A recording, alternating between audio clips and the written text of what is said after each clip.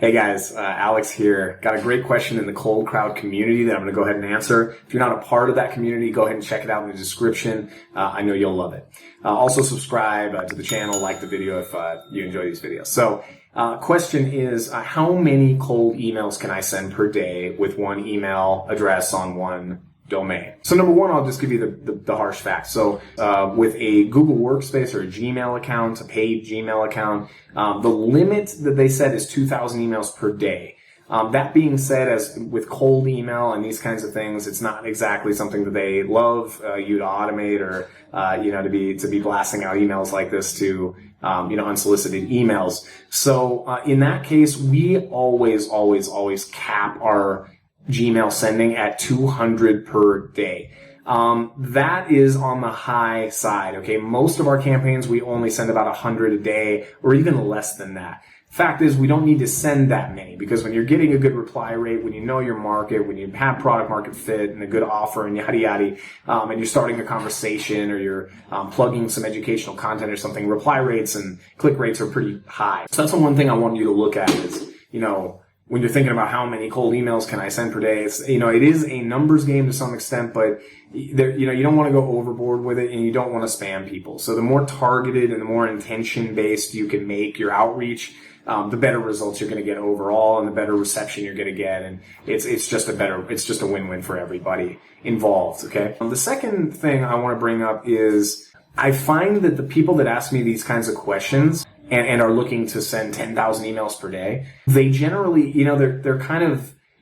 they're in this position where they're kind of desperate and they're just trying to send out as much volume as they possibly can because they don't get very good reply rates and they think that spamming many people is the only way to get results with this kind of outreach or this kind of sales tactic. And the fact is, it's just not true, okay? There's more testing and more time to put in to figuring out, are you targeting the right market? Are you hitting them with the right message? Are you bringing the right offer? Is this, just as a business model, does this all work, right? And so, I wouldn't focus so much on the volume of what you're sending. I would focus more on sending batches of about 100 or 200 at a time, testing responses, seeing what kind of responses you get, and also just kind of put yourself in the shoes of, somebody that's either working in a business or running a business or something that you're outreaching to.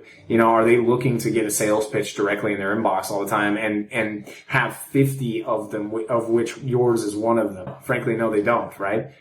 Do they want maybe some kind of educational content or something that could help them in the situation that you help people in, right? And so you kind of qualify them from the get-go and things like this, right? Yeah, they would probably be more receptive to that, Are you starting a conversation? Are you trying to kind of meet them, understand their needs, maybe jump on a call, understand a little bit better, see if it's a win-win? Hey, well, maybe that would make sense too. Okay, yeah, sure. I think every business owner or employee is down for a win-win, right? So, you need to keep these things in mind and not, be a robot just sending like a million emails because you just end up burning through lead lists and you just don't get the results that you really, imagine you could get in the beginning. I had one client who was getting bad results basically, and we looked at the results that he was getting. He was getting these replies that were like, not interested, not interested, not interested, not interested.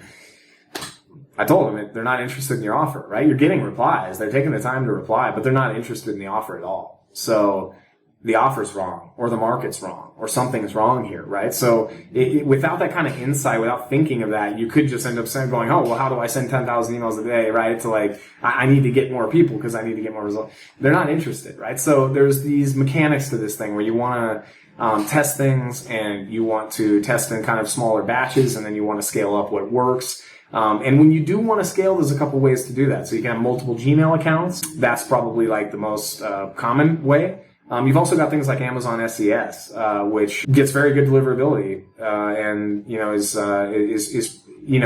an SMTP. It's not built for cold email. I'm not endorsing really to use it, but, there are technologies out there that can allow you to send more messages once you know that those messages are working. So actionable tips on this. I would say don't send more than 100 emails a day, when you're starting out. Just keep it low, test some segments. Do some market research via actual email sending and LinkedIn sending. Use something like Growth Boost to automate it and make your life easier, but keep volumes low and make the LinkedIn touches after the cold email touches so you don't hit any limits, okay? And kind of plan your campaigns that way. Number 2, think about giving value up front. How can you give value up front? Get them in front of you and your content and your expertise before going to try to sell them is a great strategy. And it's going to allow you to send less emails and make a bigger impact. Focus on that more than anything.